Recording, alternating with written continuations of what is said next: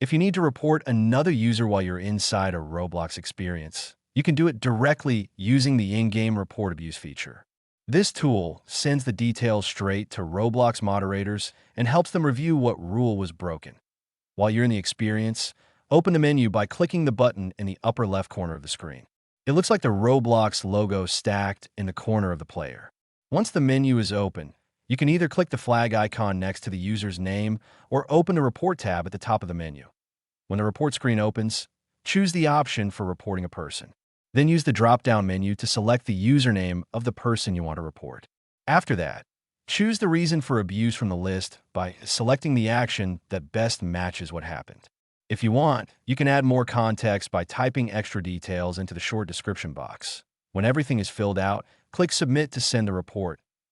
If the experience itself is breaking Roblox rules instead of a specific player, you can report that too while you're playing. Open the same Report tab, but this time select Experience instead of Player and complete the form to submit your report.